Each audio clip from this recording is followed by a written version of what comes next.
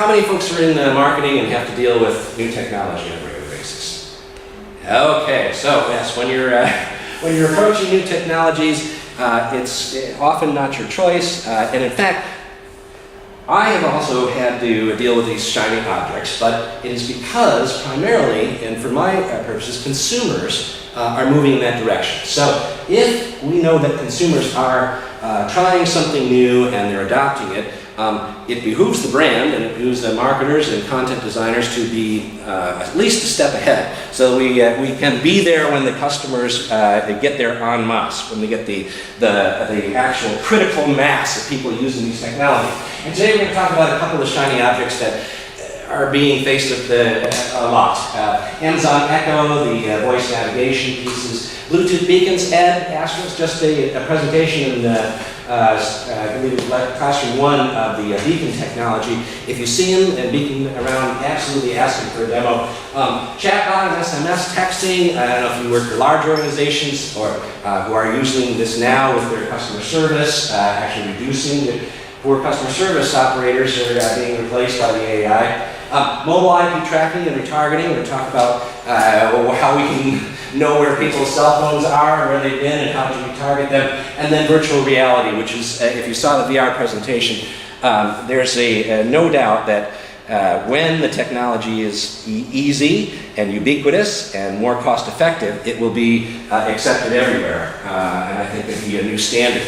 About 60 years ago, 50 years ago there was a man named Marshall McCluhan who came up with this idea.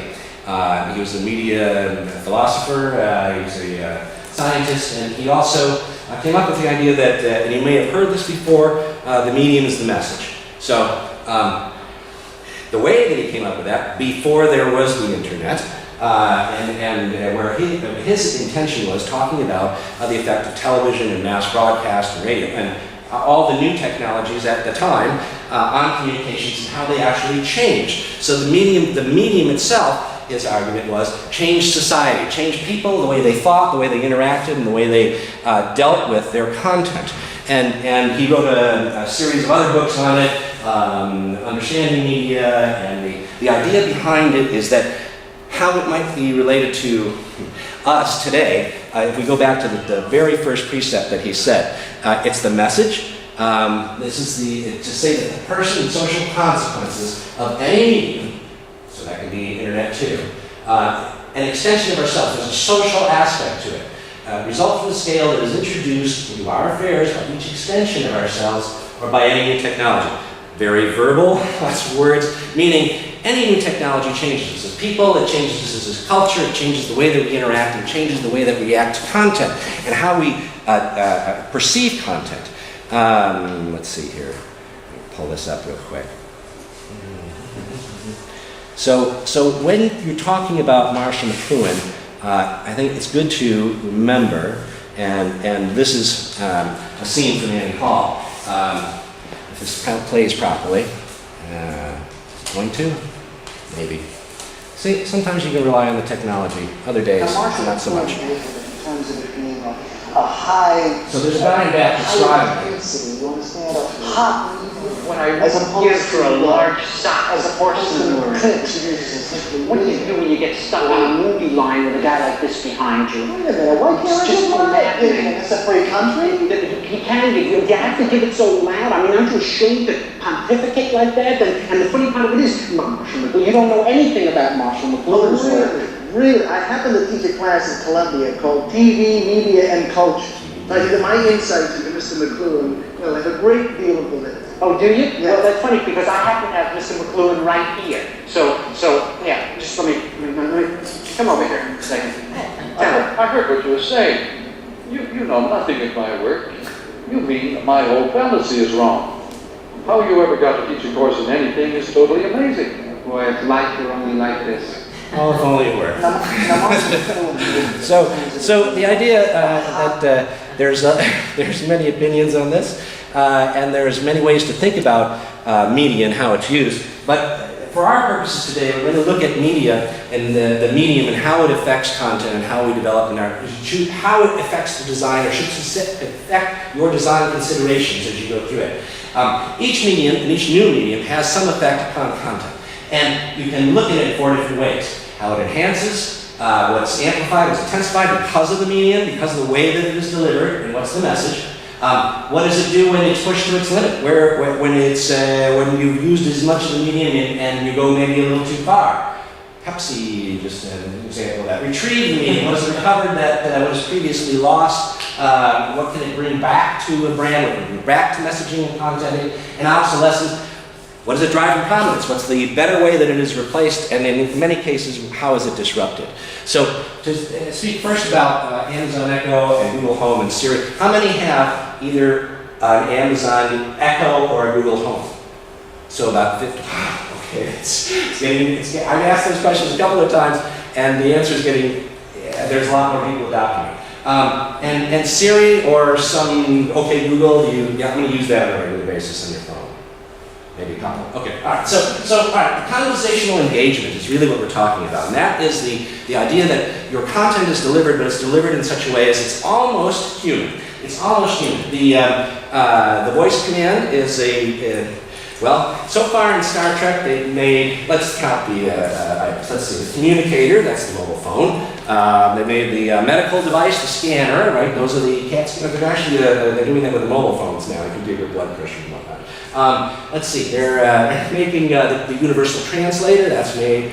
What else is there? So, pardon me? They had the pad, but with the tablet. The pad, that's a tablet, yes, the touch device, screen device touching, yes, is part of that. And so, no surprise, OK Computer is the voice command and navigation is coming, it's part of what we're doing. It will be not device specific. So ultimately, your voice command hopefully lives in the cloud, can follow you around, and it adopts certain things. So people are beginning to figure out ways to use this. They're using it for, in fact, boomers are the fastest adopting demographic. And there was an article in the New York Times that was it psychiatrists were worried a little bit about men especially talking to their Siri devices or their Google Homes more than they do their spouses. So the idea that we follow the consumer and whatever they're going to do for intuitive commands, we haven't yet found what the verbal swipe is. There's so far it's question and answer, and not a lot of tuning.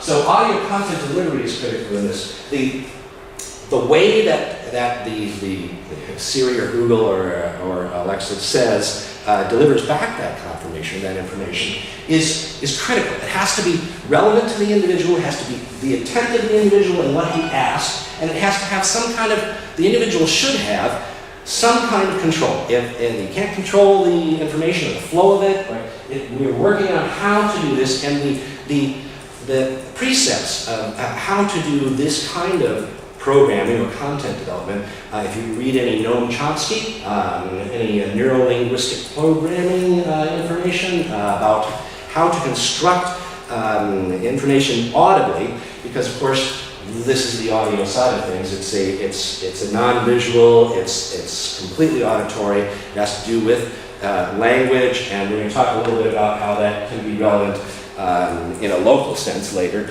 But most important, how you get to this and how you write content to develop for this. There is going to be a database. That database will be filled with whatever your content is. Now, initially these are being used in like a customer service sense. So working with companies that are doing branding and trying to make their customer service answers into those questions that come from Siri. So in order to do that, they take all the customer service logs, all the questions that have been asked, all the things they've developed already about questions and answers, put that into it. Then there's the mind mapping, which is when somebody comes to this question, when they're in their home asking this of Google or Siri, what is their intent, what is it that they want, and what can I do to help deliver that content more efficiently? There's a quality assurance aspect to this because it is so bad. And so right now, just as 10 or 12 years ago, the voice commands and interface were very, very sketchy. Very sketchy. But today, most of the airlines have voice command information.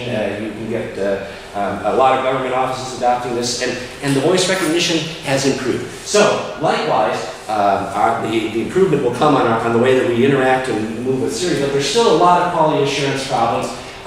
The need for agile development. Yes, you have to build this, you have to make this content, you have to make these databases, but then you have to do it quickly and see what's wrong with it and fail, and expect it to happen. So companies look at this as a longer-term investment, and must, in order to build up that content cycle. So every time there's something put in the database, it's tagged with this can only last for a year, this should only be 8 months, this should only be 3 months, and then new content is necessary. So just as you introduce products, you have to introduce new content into the mix. If you didn't see the presentation about Bluetooth beacons, again, I encourage you to look up Beacon Connect online, ask them. This is location-based marketing. So small little devices about the size of a quarter spit out a Bluetooth signal to your phones.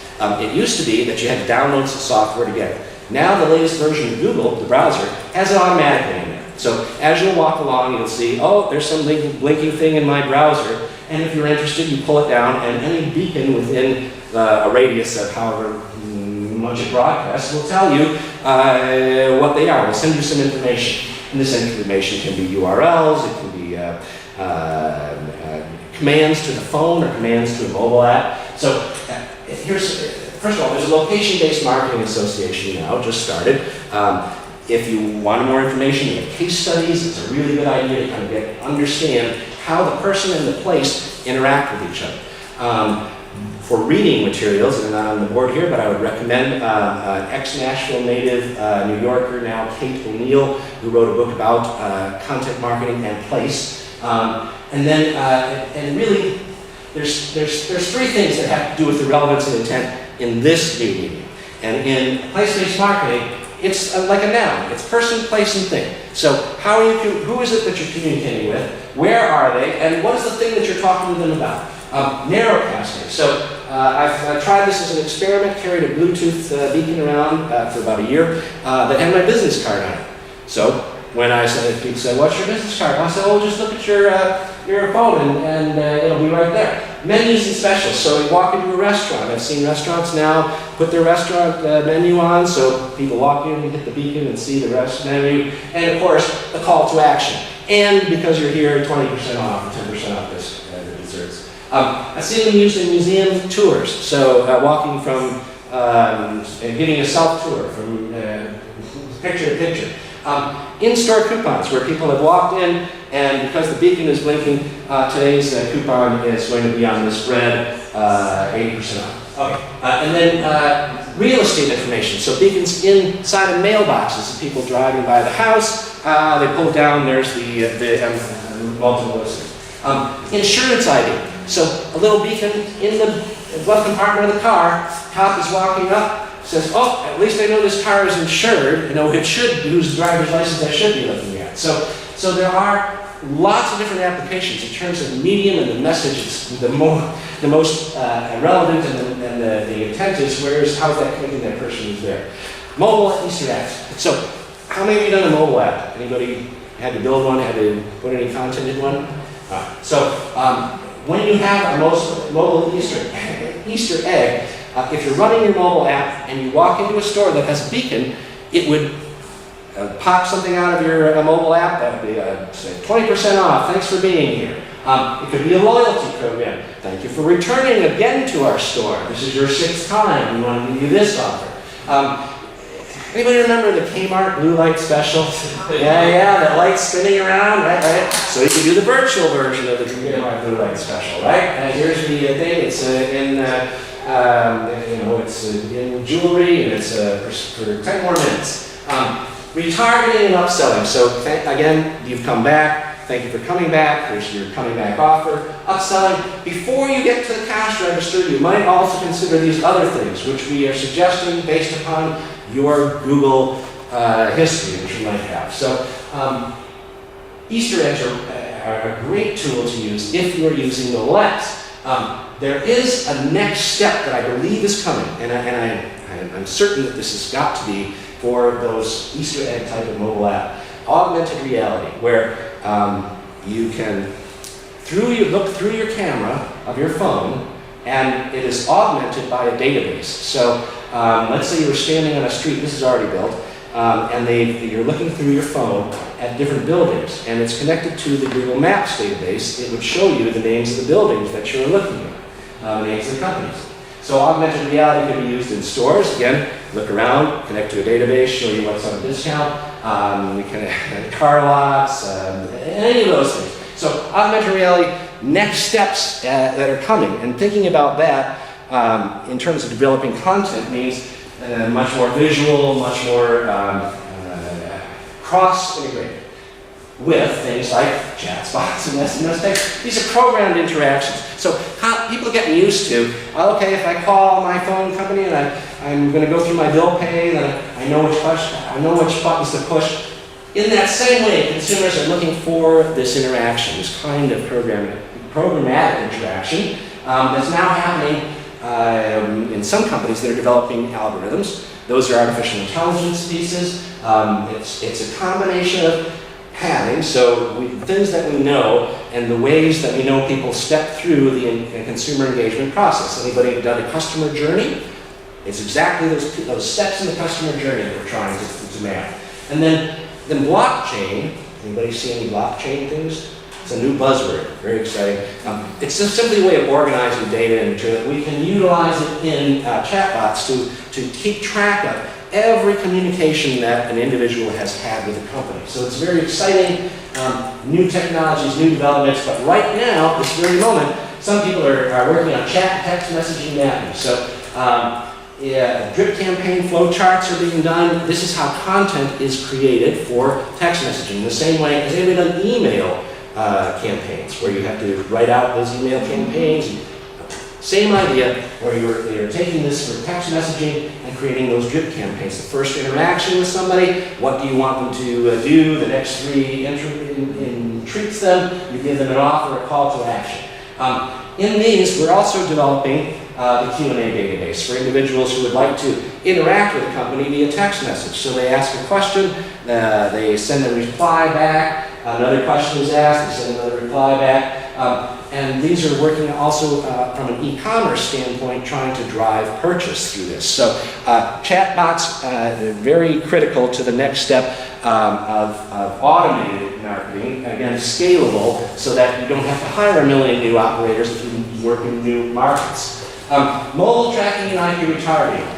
Location-based engagement works like this. At Nissan Stadium, the football game last week, were there 10,000 people? So all of those people's IP addresses, anybody who actually opened their browser, is on record. It's a mobile IP address tracking point, and we can do by specific time and location. So why is this important? Well, you can retarget those people with display ads and search ads and affiliate ads and the keywords that are actually from that event to get them very excited about what it is that you want them to do. Geo-referenced content. Every retailer in the world would like to reach a 6-mile radius around and bring people in. That's the objective, right? So we're reaching those new brand marketing goals. This is the key to doing it. And likewise, because you are so localized, you can use the lingua franca, the patois of the area, any kind of phrases that might be local, whether it's Boston or wherever you are, you can speak more in the language of the people that you are trying to reach. And finally, from an experiential marketing standpoint, you have to think of virtual reality, if you're going to do it for marketing or content, as a virtual event. People are spending their time and they're spending their senses on you. It's visual, it's auditory, some shake, some vibrate, it's tactile. But then there's also, I've seen the experiments with taste and smell. It's not perfect, it's coming though, so that full sensory experience will be done. But currently, the question and the real challenges are in 360 degree. How do you do those photography? How do you do the video? And what parts of it is how do you write a script for that? So if you're writing a script for radio, it's dialogue. If you're writing a script for and special effects, if you're writing for TV, it's effects and dialogue and the scenes, and each of those are set up in the script. If you're writing for immersive scripting for technology, there is no timeline. It's immersive. How will people experience the environment when they get there? You have to craft your messages in such a way as to allow them to have that experience on their own, to allow them to have agency. And agency is the idea of control, the idea of choice, the idea of how do they, when somebody goes somewhere, do I wander through correctly to the presentation that the brand wants me to, or what do I do? In some of our experiments with older, there's a generational gap. So, in some of the VR presentations we've done, they have you expect, and younger consumers will use the controller to reach up and grab a cup off the shelf, for example. Whereas older consumers will sit back and just like a remote control trying to change the TV's channel. So there's ways that consumers are using this in agency, and we're learning now how to adapt. Really, we want to adapt, and best technology adapts to human beings, not the other way around. The new developments in here, very exciting. So you can imagine being in a virtual reality space. Maybe you're sitting in your living room and you're touring the facility or the store or whatever, and then you get to interact in virtual reality with a live chatbot. Maybe the live chatbot comes and greets you and takes you around the store. Maybe it's a human element like that. Location-based marketing. So if you're in some place, the same kind of messages that might have popped up with your beacons pop up in virtual beacons and voice interfaces. So you can talk your way through rather than having to walk forward. You can speak, and you can and actually have the same effect upon the environment as you would with a physical controller. So to cap it off, we talked about the medium being the message. We talked about conversational engagement. We talked about location-based marketing, content for programmed interactions, mobile IP re-engagement, and experience marketing for virtual events. The three critical things here is when you're doing content for shiny objects, relevance, intent, and agency. If you nail those three, you'll have everything we need for any shiny object of any sort. Anybody have any questions? Intent, could you explain that again? Sure. History? The question is intent, and how is it? Google started this when they were revising their search engines, and they based their entire really programming algorithm on how do you guess the user's intent. So part of that you'll see is when you go to type something in Google, you see how it suggests all those different things. All those are based on huge sums of data of all the people who've searched in there. So by taking that, you can sort of divine somebody's intent. You can suggest better to them what it is that they want. So if you know what your intent, because there's also the brand's intent and also the communicator's intent, right? So it's from the standpoint of presentation, what is my intention in presenting this information and this content, and from the receiver, well, what is my intention in I requested it, what am I going to do with it when I get it? And is there something else that I really want I'm not asking for, which is a whole other secret of getting intent right. Yeah, the unsaid. This is very interesting. I know almost nothing about all of this. That's okay. That's what this is for. A new world for me. And it'll come to you whether you like it or not. So it's the one sure thing about technology. Another 18 months, this will all change. So thank you very much. Let's.